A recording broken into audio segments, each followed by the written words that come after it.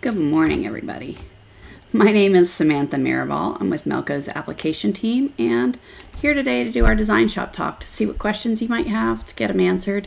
I know Melco's closed today for the holiday, but let's see what we can talk about. So if you have questions while we're live, please type them in on the comments on the both live. We're live on both YouTube and Facebook.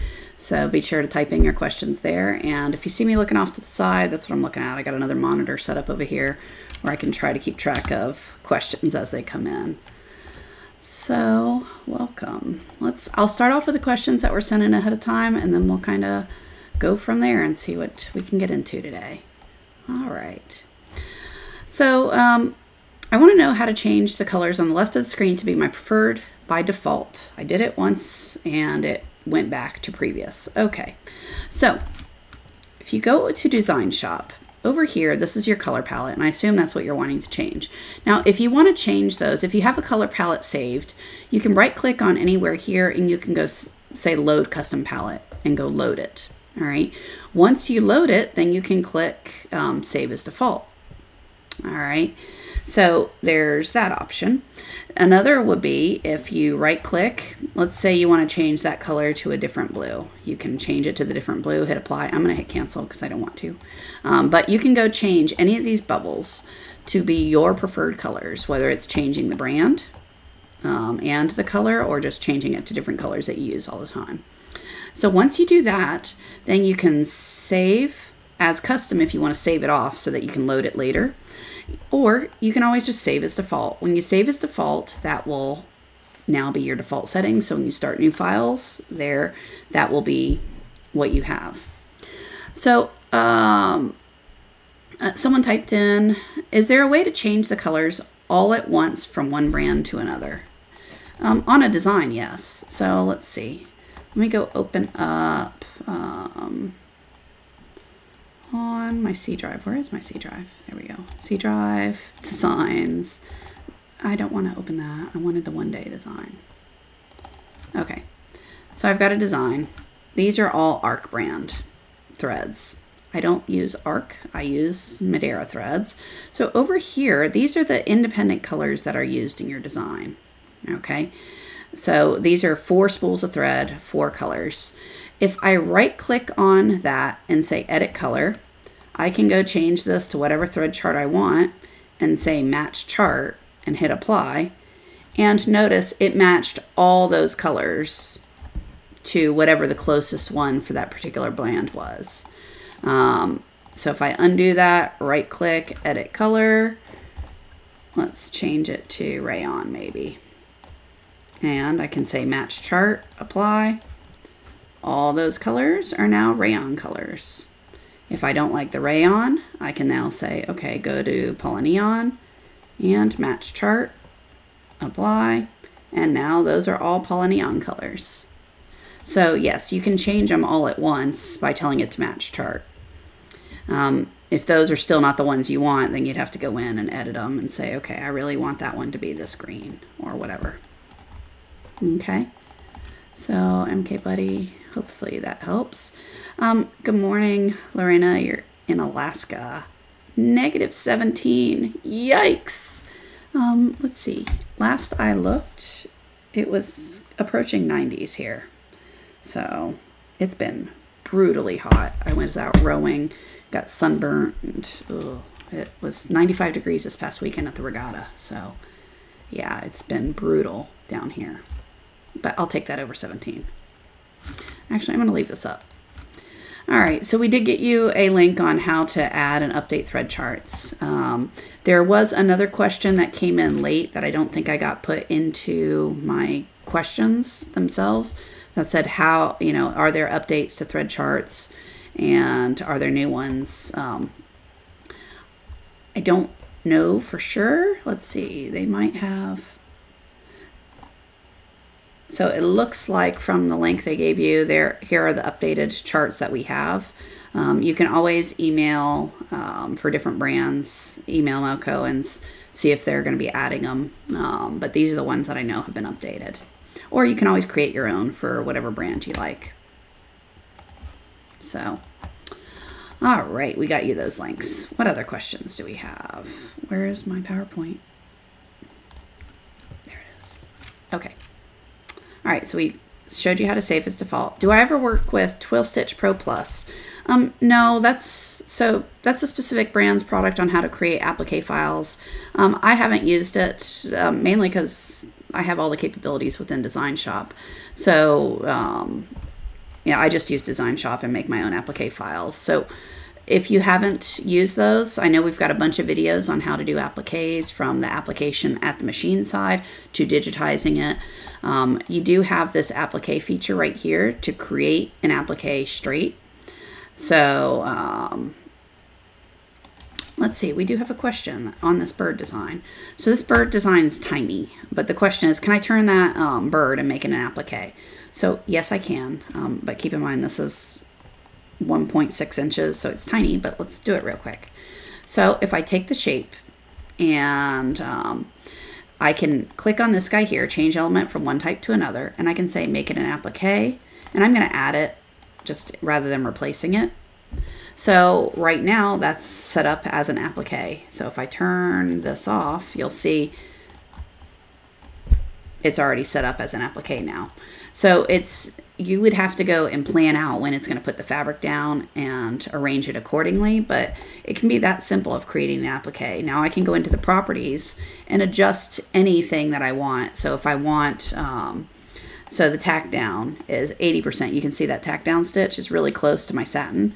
If you don't want it that close, you can change it, right? So I can say make it, instead of 80, let's try 60%. And so I can move that in some. If you do it there, you're going to have to do it here too. So I can move it. So now that I've got more overlap on there. So you can play with the settings to be whatever it is you like, your personal preferences are. But yeah, you can easily create appliques of that bird. Or maybe I want to take that bird out and make its own file. Okay, so I can copy, paste, and there's an applique. It's kind of tiny, so let's make it bigger. Okay, so I've got the birdie as an applique now, and I've got my placement, and then the zigzag, tack down, and all that are all in one step. From here, you can always do save applique outline, and it will save off that shape so that you can either sew it straight on the fabric just by itself, right? So I can sew that outline out, unhoop it, cut my fabric out with scissors. Now I have it for here. If you don't want to cut in the hoop, you can send that same outline to a laser or a cutter, however you're going to cut your fabric out. But yeah, you can easily turn those into appliques. Denise, did that help any? All right, let's see, what other questions do we have? My dog mom hat. So that dog mom design, let's see, it's on my phone. So that particular file I drew up and then I digitized, right? So it's a matter of coming up with the art. So give me 1 second to go grab the actual file. Hat. Dog mom, where are you? Dog mom, here it is. Okay, so I'm opening up my file. All right, so first and foremost, it's a matter of drawing up your design, right? So coming up with it. This one I did in Illustrator and then brought it over and digitized it just because that's how I work. And from there, you can see it's literally you just work through the design. So this was not a font, it was drawn up. So I took the outline that was from Illustrator, added the breaks of where I want the font to look. So that is by using this tool right here. So what I'm going to do real quick is I'm going to grab the mom, make a new file, convert to vector. So I can just show you how I did it. Actually, I'm going to leave the example, copy, paste, move that. Now I'm going to convert this one to vector. All right, so I've got a vector file. So how do I make that sew out like a sew? Okay, so first off, I need to add those splits of where do I, because if I just tell this to convert now, if I do a straight conversion, it may or may not be what I want it to look like, right? So in this case, it didn't act, there's too much info, right? So I can add a stitch, and that's okay, but you don't see all those breaks of where I wanted to kind of delineate and make it look like it was cursive. All right, so you take this, I can go add insert splices. So this was a straight splice, left click and drag. Makes sense to have another one here, and this is literally how I did it. I went through and said, all right, well, how do I want this to look? And I added my splices. I wanted this loop to go under this one here, so that means my splice would go here and here. And then I wanted a line there, another one here, another one there. Okay, so that's part of it. Now it's a stitch direction thing. Okay, so now I just went through it and said, all right, I want my stitches to go like that, kind of sweep around. And then along here, I want them to kind of, again, continue that sweepy, is that a word? That sweepy look. And again, this one, I want it to sweep around, so I'm adding my stitch directions. It comes over here. I want stitches to be running that way. Again, I want to turn them into this one. Okay, so you add stitch directions. Okay, I like how that's looking. That's cool. And then this one, that's good. There. So you'll see all I'm doing is everywhere I look, I'm adding a stitch direction to kind of force the stitches to sweep around how I want them to sweep, right? All right, so now I've got the mom thing. But if depending on what size you make it, you're going to end up kind of flipping back and forth between satin and filled, right? So you can see, depending on what properties you have, this part's filled, the rest is satin. Well, that's being driven by a property. So if I go into the properties, first off, which property is doing it? It's this one right here. Okay, use fill for stitch lines greater than. All right, so what do we do with that? Well, one, I can make that number bigger. Is that a good idea? Not always, right? Because the bigger that gets, the longer the individual stitches are, which are going to be prone to snagging. If it's going on a hat, you know, one can argue that's okay. But what I chose to do was make this a 6 partition, 501, 501, 90-degree split. And why those numbers? Because I like those numbers. There's no real magic to it. What that does is, if I go back to my original design, the sizing on it. So the mom, it doesn't have it, but see this dog right here?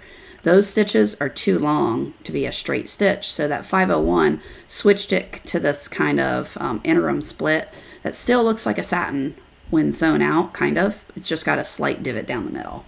So that is being driven by that 501, 6, 501, 501, 90.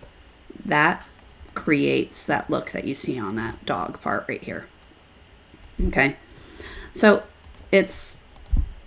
how did I create it? I started with the file I want, you know, the artwork, and then just work your way through it, right?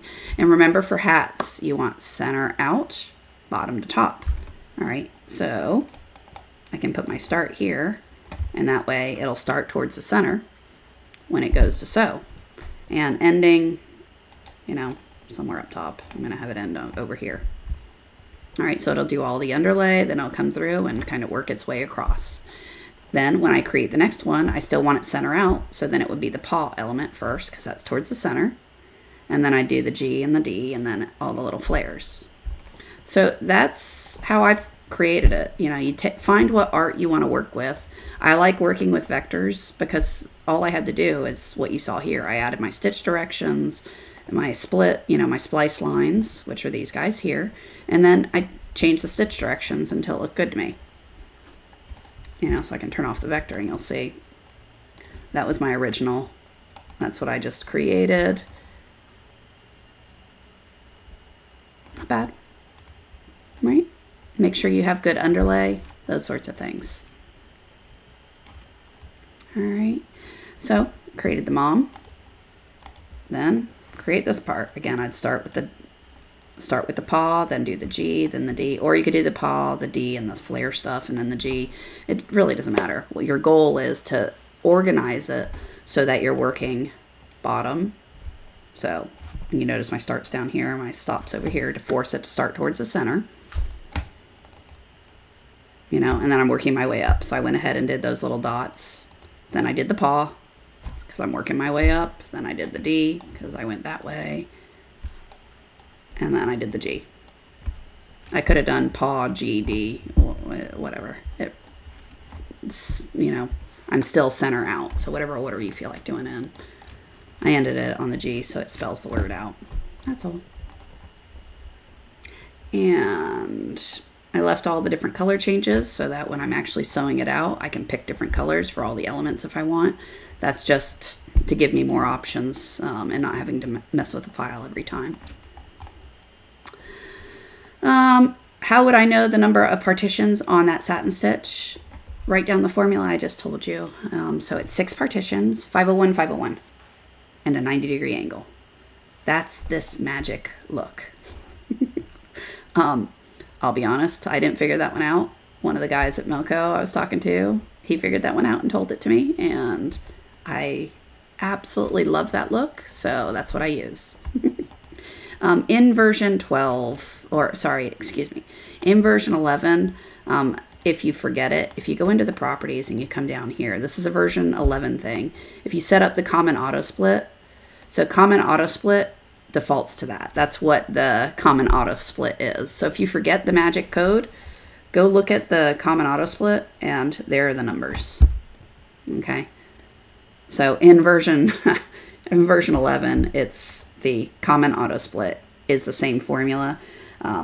But I usually leave it as satin and then set that as the default so that when it starts getting too large, it'll put that rather than making the entire font or the entire thing have that split. Because if I change this to a fill with that and then tell it to have a common auto split, well, all right, this is a bad example because of the stitch length, but yeah. Can this be done in version 10? Yeah, it all works the same. You just tell it to be a standard. That split that I'm discussing isn't here in this drop down. You have to do it up here under standard 6, 501, 501, 90. But yes, you can do it in version 10 as well. Judy has a question. When doing center out 2 lines like this, do you go left to right on both lines? Personally, what I do is the first line, which is the bottom, I do center out, all right? And so I sew the entire line, and then I go to the next line of text, and I do that line, center out, bottom to top. So I'm always trying to push away from things that don't move, right? So this is a hat. This was specific to a hat design, so the brim of the hat is down here. So I don't want to be sewing down towards the brim because the fabric, if it moves, I'm going to have a bubble towards the bottom. So I want to sew up. That's why you're going towards the top of the hat. And then you do center out because most hats have that seam down the middle. And if I sew towards the seam, if I'm pushing fabric that way, what's going to happen? That seam's not going anywhere. So I'm going to end up with a bubble of fabric under there that it sews over, makes a fold. It doesn't look good. So bottom up, center out. So first line, center out. Second line is all in pieces because of the paw print. So I did the paw, then the D. It can be either the D or the G. Pick one. So paw, then G, then D. If this was doggy, I would, you know, D-O-G-G-I-E. So I would probably do the second G and then I-E and then come back and do G, paw, D. Okay. Judy, does that help any? Going left or right, it doesn't matter. Just pick a direction as long as you're going center out. Okay. But really, how I did that one, I sketched it, drew it in Illustrator, and then digitized it like I showed you here. Okay. Working with zigzag stitch as a border around twill, pre-cut. So when you're working with a zigzag stitch, all right, so you're doing pre-cut applique, essentially. So let me go to DesignShop. Let's do a new file.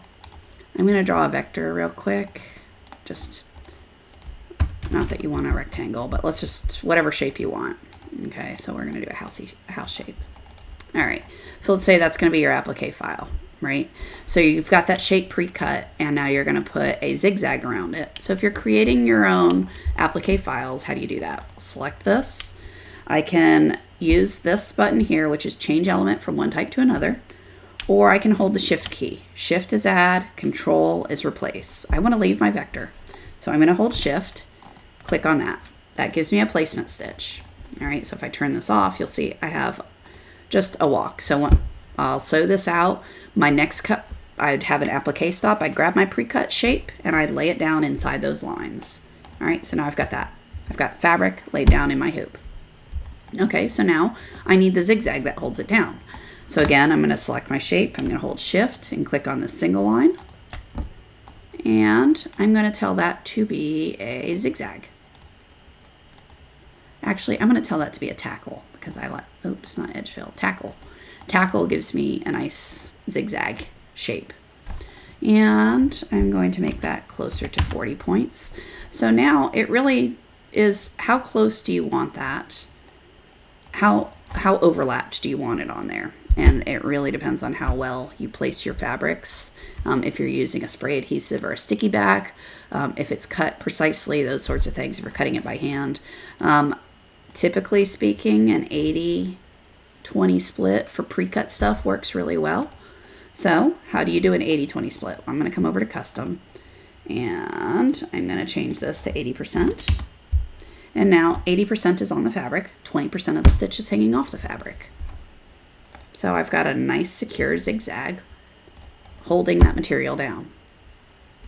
Okay, so that's how I would do it. You know, I'd have my placement. That tells me where I sew that, lay my fabric down, and then I do my zigzag. Poof. Ready to go on our tackle zigzag placement. And now you would do any decoration you want on top of that if you're going to do, you know, additional embroidery, those sorts of things. The fabric's held down. Okay. Things to think about when working with pre-cut fabrics. Make sure you're either using a PSA, so that's pressure sensitive adhesive. It's basically a sticky back, right? The paper peels off and now it's sticky. Now it sticks to the fabric. You use a spray adhesive like ODIF, the 505 made by ODIF, or K100 is a good old product. There's about 1 million spray adhesives you could use. The only thing I would say is don't spray it at your machine. Sticky machines aren't good, right? You want everything to move nice. And if you're gumming it up with spray adhesive, things aren't going to move nice. So when you're using spray adhesives, I highly recommend getting a box and spraying in the box or outside out of the room. That stuff goes everywhere. Even if you don't think it does, it does. Okay. And then stick it to the fabric. What you don't want to do is take fabric that doesn't stick down, lay it there, and hope it stays put when it starts sewing again. It never does well to stick your fingers in the machine when sewing. If you really find the need to hold things down with your fingers, get yourself some chopsticks, wooden chopsticks, and use those inside the machine. Sewing through a chopstick, you'll break a needle. You won't really hurt the machine. You'll break a needle, but you won't have surgery. And I speak from experience. Let's not do that. Let's not sew fingers. I have scars. Anyway, don't do it. Nothing good happens that way. Keep your hands out of a moving machine. All right, what else? I want help digitizing a font that I have 3 colors like this. So I've done that a few different ways, but let's look at how we can manage that. All right, so let's say you got a standard font. I mean, basic block, good enough. Sam. Actually, I'm just going to do 1 letter. Let's just do 1 letter for now. And let's say we want it bigger. All right, that's too big. We want it 2 inches tall. All right, I'm going to move it out of the way so we can look at it. And zoom in on it. I always create guidelines. So, oh, this is an example. I can show you that common auto split. Let's see if it does it. Top stitching, common auto split. See, you get that common auto split all the way down the center. I love that look. Anyway, all right, so let's say we want to split this guy up. All right, how do we do it? I always draw lines. Okay, vector lines right here. You can do it as rectangles. It doesn't have to be lines, but basically I draw some sort of guidance that I can look at on the screen. Okay, so I'm going to put this one towards the top. I'm going to copy and paste it, drag it to the bottom. And you said you wanted 3 colors. So I'm going to copy and paste that again. Copy and paste. Okay, so I've got 3 segments. Now, what if you want these evenly spaced, not eyeballed like I just did? Well, I can select all 4 of those lines And right here, see that evenly spaced, that button? Now those are all evenly spaced. So this matches that, those gaps. Okay, so I'm gonna just convert this. I'm gonna convert it to a vector because we're gonna digitize it from scratch anyway. So, all right, what do? I'm going to take this and let's convert to stitches just for grins. Why is it being stinky, snotty? Oh, undo. That was how that's digitized as a column. There we go. So I converted it to a complex fill. All right, it's just because of the font I used. I need to have the wireframe and not a center line for it. All right, so I've got these 2 points here. So you can do this a few ways. I can hold one point, hold the control key down, click a second point, and then if I hold this button down, there's split element at selected points. Okay, so that's one way.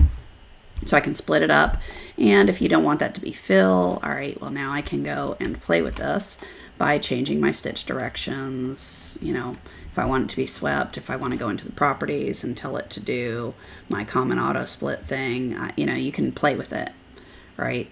And kind of adjust how the look is, if you will. All right, so you can play with those.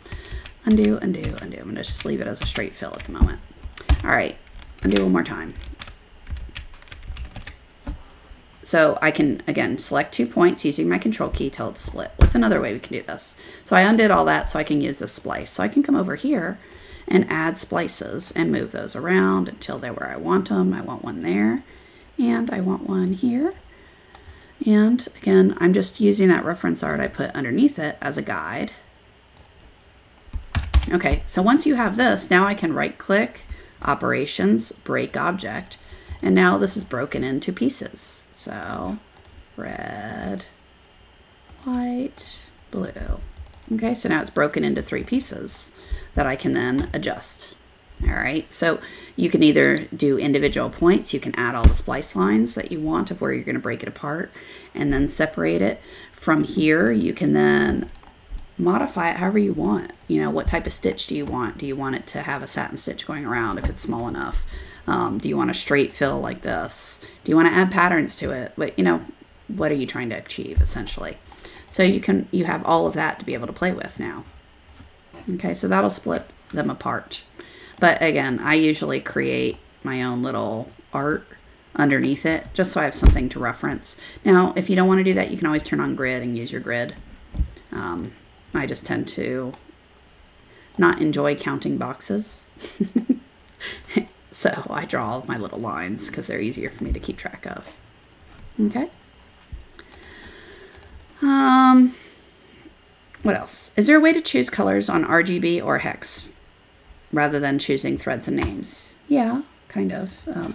So if I want this to be, all right, let's just go do it. So I'm going to go to colors, and under colors, instead of thread number, I'm going to come down to system RGB, and now I can type whatever RGB I want.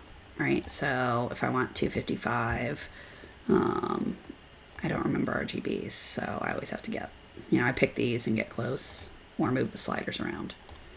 Let's say that's the RGB we want. Okay, so 204, 75, 204. Cool. All right, if you want to match a color at that point, now you can go to colors, change it to whatever thread you want, and tell it to match chart, and it will get close-ish, right?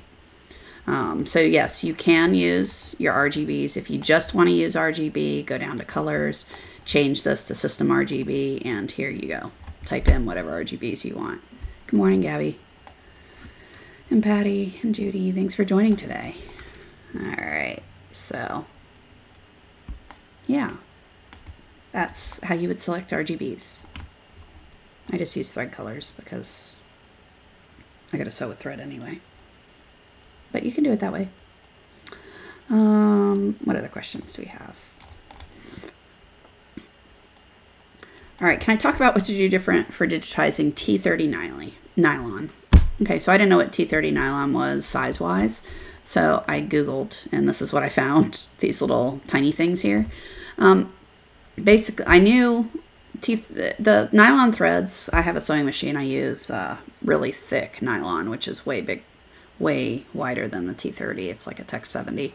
Anyway, it's a really thick thread. So the T30 is a thicker thread than your normal polyester. All right, so that means your adjustments are going to be, you're going to have larger densities and things like that. As far as guidance, since I haven't personally sewed with it, this is the process I went through. I first looked up and said, all right, it's around a 33 weight thread. I went to Madeira's website. They actually make a 30 weight metallic thread, so pretty close on size. So I looked up their specs. So they said to use an average 5 density and use larger needles, which again, that if you think about it, thicker thread, larger needles, that makes sense. So when sewing with the T30, my recommendations would be start with these. So use either the 8012 or a 9014 needle. And then digitizing wise, the thread is way thicker. So how do you adjust for that? The densities are all going to go up to be more spread out because this thread is thicker. So you can't put the stitches so close together, or otherwise you're going to be hammering it to death, right? So that's where I would start, is at a density of 5. Do your test sew outs and see where you're at. Your needle penetrations, also if you're doing walk stitches, are going to be further apart, right? Because if super tiny stitches, thick thread, you're going to tear stuff up. So if you normally would do a walk stitch at an 18, you might want to try a 25 or 30. Okay, but that's the first and foremost. What I would do is increase your density and then see where you're at on the digitizing. So it's there are more guidelines for Burmilana. Burmilana is it's a size 12 thread, so it's even thicker. It's kind of like sewing with yarn. So somewhere between this 30 weight metallic setting and the Burmilana is where you're going to want to be. Burmilana, you almost digitize it where you see all kinds of gaps along here because of how thick that thread is. But that's where I would start off. I haven't personally sewn with it, so this is just where I would start if I were doing it. I literally would go sew with the larger needles, increase my density, 20%-ish from what I normally would do, and 20-25%, and start there and do a test sew out, see how it sews. Okay. You have DesignShop 10, wondering if there's updates to add new built-in shapes and designs. No, that comes with version 11, so you can get those with all the new ones that I have on mine with version 11. You can, of course, create your own and save them off, so that's always an option. But the built-in shapes and designs, no, that's part of V11, so part of that upgrade. So what's in 10 is what's in 10, unless you create your own and save them off. Yeah. We did the default colors already, so that's cool. Walkthrough on Puff embroidery. So Puff is a ton of fun. It's got very specific digitizing, and we've got a bunch of videos that we've created for you on that. So we're going to get you a link for those in the comments. But there's a video, there's an FAQ that talks about your digitizing provisions of the sorts of, the capping the ends and how you deal with ends for puff designs, what densities you use, there's sample designs, all those sorts of things are there. So you'll want to check those out. There are some videos not only on the digitizing side of it, but also on how do you actually run your machine with Puff. So we've got those. So we'll get you a link to the Puff resources. What I would suggest on those is start with those. It's a ton of good information out there. Here's a link that we've got the FAQ in the comments for you. So there's a lot of information along with sample designs, digitizing steps, how to actually set up your machine, finishing, all of that. So start there. This is where I would highly recommend starting. Grab those sample designs and study them, look at them, see what settings there are, and kind of see how they incorporate the different digitizing techniques that are shown of how to digitize for it. Okay, so I would start with that, and then let us know what specific things you're having trouble with after reviewing those. All right, because Puff, quite frankly, I could probably sit here if I started from scratch take me a few hours to go through it all. There's a lot to the digitizing, from the capping the ends and those sorts of things. We have a question typed in. I'm needing more information to make custom patches. All right, so we've got some FAQs out here. Let's see. We'll get you a link. I'll see if I can find it real quick. Patches overview. All right, so here's one. There are some videos, as well as I've got some old videos on how to digitize it. So not only how to create them, there's a bunch of different ways. Step and repeat. We have another how-to where they have pictures on how to make it. But really, making patches, it's a lot of fun. I mean, it's pretty straightforward, really. I'll give you because this is really easy to create. Let's close all this. No, I don't want that. I don't want you. I'm going to delete that applique. I'm going to leave this guy. All right, so let's say we want to turn this into a patch. All right, so I can go a walk, circle, left click, hold my shift key to make that a perfect circle. And now I can move that around. I'm just eyeballing it. Close enough. All right, so let's say that's the circle we want. So that needs to be my first step because I need to put fabric down. So I'm going to left click and drag it up to the top of my tree right here. So it says the circle first. I'm going to copy and paste that, give it a new color. And that is going to hold my fabric down, right? I usually do a bean stitch for that one. So this is just sew on where the fabric is going to go, you know, where my fabric goes. Now I'm going to take a big scrap of fabric, lay it down on top of this thing, sew this stitch. Cool. Now I grab my curvy scissors, trim it out. If I'm working in the hoop, trim out that fabric. So now I'm left with a circle sewn to my hoop. And from there, copy, paste. That's Control C, Control V. I'm going to hold the Control key down to convert it to the satin stitch. And then change that to a tackle with like 30. That works.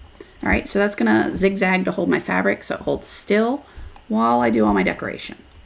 All right, so I do whatever decoration you want. In this case, it's drawing this one-day bird. So now I'm going to take that that zigzag stitch, I'm going to copy it and I'm going to paste it all the way at the back. Because after I do all my decoration, now I will need a satin stitch. And let's make that 40. Okay, so now I've got a design that turns this one day into a patch. All right. So now I just got to go load it to the machine and set up the machine with the applique stops and whatnot. Okay. But we've got links to various videos for you, as well as another technique of making patches. That's that PDF at the bottom of there. What else is there on that? I guess I could go back to it to remind myself. Yeah, so it's got how to digitize. It's got videos. And there's a little how-to PDF that shows a different technique for you. Okay, so you'll find there's a lot of different ways to make patches. You can, if you don't want to cut it out like I'm doing here, if you're using synthetic materials, you can just sew this whole thing out, rough cut it, and grab yourself a soldering iron or a cut tool and just burn the circle. That seals the threads, seals it as a circle, and now I didn't have to cut it out in the hoop. I've seen people set up templates where they sew it out on fabric, take it to their laser, put it in the laser, and the laser actually cuts out the finished product. That requires some tooling and some know-how of working with your laser. But I've seen it done. It's pretty neat. So it's, you know, how you cut them out, whether you cut it in the hoop and then poke it out of plastic, or you're cutting them out by hand and burning them, or you're using, you know, that's what works best for you. I tend to cut a lot in the hoop. Oh, let's see. What are your suggestions or recommendations on monogramming rubber boots? So rubber boots are going to be really thick and heavy. So you're going to want to use I'd use a sharp needle. So what needle are you using? I would use a sharp. You're also probably going to want to use a slightly larger needle than you typically would use for the thread, because I'm assuming that rubber is going to be aggressive, like abrasive, and the larger needle will help protect the thread as it's going in and out. All right. Also check your presser foot setting. Make sure you're not jamming into it. So I'm assuming you're going to have to prick up your presser foot a little bit. other things on the machine side, it's thicker. So your active feed settings are going to have to go up some, right? So you'd increase your active feed so it feeds more thread. We do have some videos on embroidering karate hoops. Wow. Karate belts. And that shows you working with, that video is relevant because it shows you how to work with thick materials. Rubber boots are thicker. So the same sort of things that work on the karate belt is what you're going to apply to a rubber boot. Digitizing wise, you know, I would stay away from really tight densities, because if you think about sewing on, I imagine, I haven't done it, but I imagine it's going to be similar to sewing on leather, where when you sew on leather, if you sew too close, you're actually going to poke out the leather and damage it to where it pops straight, the design pops out. So having a little bit wider density is going to be good in those sorts of things. So that would be where I would start, is use a larger needle, make sure your presser foot isn't down too low, increase your active feed, and try to use densities that are not super tight, meaning I wouldn't use a density of 3. I would start at 4 or higher, maybe even do like a 4.5 on your densities.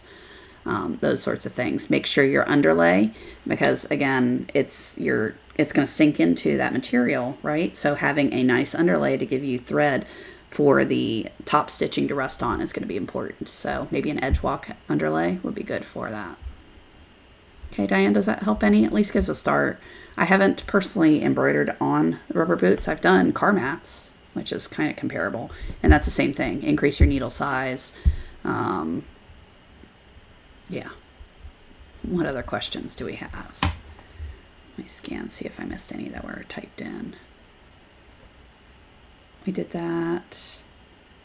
I did that one. We did that. Oops.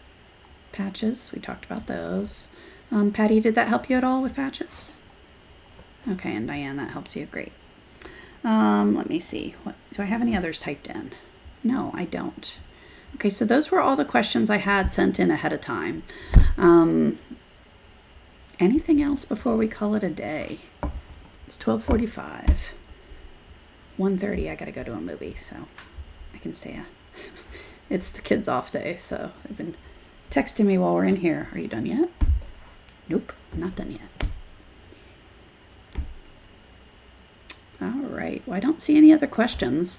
So I hope you guys have a great long weekend, whether Passover or Easter, or just taking the weekend off. Cool. Enjoy your break. We are having kids over all weekend. So I think I have 3 children, and each one of them is having kids over on a different day. So their friends don't cross, you know, because that would be bad. I don't know.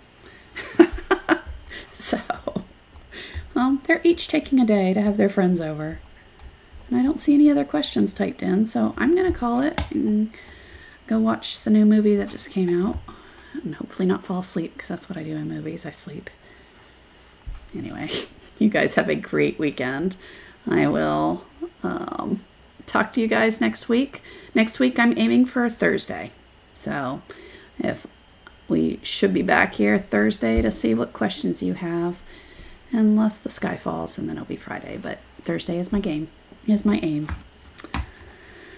All right, I will talk to you next week. Hope these are helpful. Let us know what you want to talk about on social media. In a few of the groups, I post this picture asking for questions. So I've had a few people say, hey, how do I send in questions? When you see this little photo pop up, type them in there. That's where I collect them from. All right, I will talk to you next week. Have a fantastic weekend, and until next week, bye y'all.